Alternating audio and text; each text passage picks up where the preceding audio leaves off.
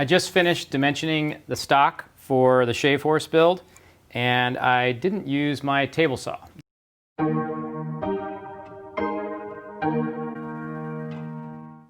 Before you can cut the parts out for your project, you've got to get 4 square edges on your stock. For the shave horse, that process starts by finding the reference edge for each part.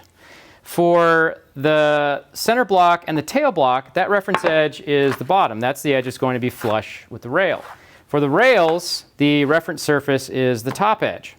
And that's because when I make a pair of rails for my shave horses, I like to cut them out of one board and do a book match. So I want those two faces at the center of the cut to change as little as possible. So those will be the edges that I'll use as my reference surface. I'll joint them, and once they're jointed, I won't touch them again. For the front leg, the reference edge is the front edge. All the measurements are taken from that edge. For the rear leg, the reference edge is the inside edge. All the measurements come off of that.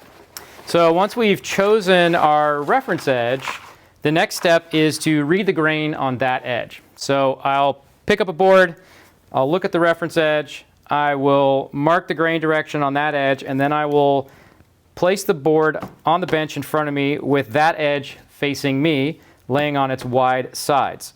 And I want the grain direction to read from left to right while I'm looking at it. That is the direction that the board will pass over the joiner. The cutters will actually cut from left to right as you push it across the board. When the board is laying on the bench like this, the wide face that is on the bench is the first face that needs to be jointed.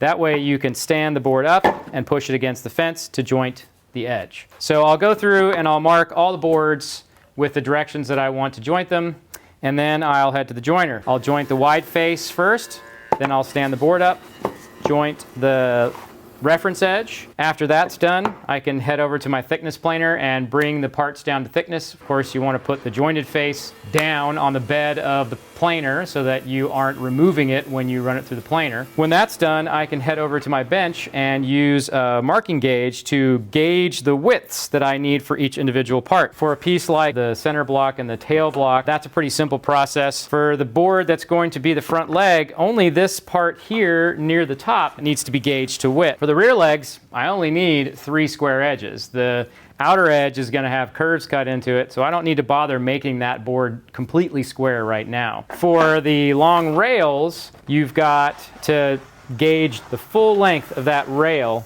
and get it down to the right dimension. Once you've gauged those lines, if you find that you don't have a lot of extra material past the gauge line, you can take a jack plane and use that to remove material pretty quickly from that edge. Then you can jump to something like a low angle jack or a joiner plane to finish the job. If you find that you've got quite a bit of material left over, the best thing to do is go back to the bandsaw and cut off as much of that as you can, get as close to the gauge line as you can without going past it. Then come back to the bench and hit it with your jointer or your low angle jack. And what you're looking for is sort of a gnarly edge. It's gonna have little flaky pieces hanging off the side. Those flakes, when you get there, you're done. You're close enough. Just stop there. When you finish the part, you'll clean all that off and it won't be an issue. So now that we've got our stock prepared, we can start cutting the parts out of the stock. And that's what I'll show you in the next video.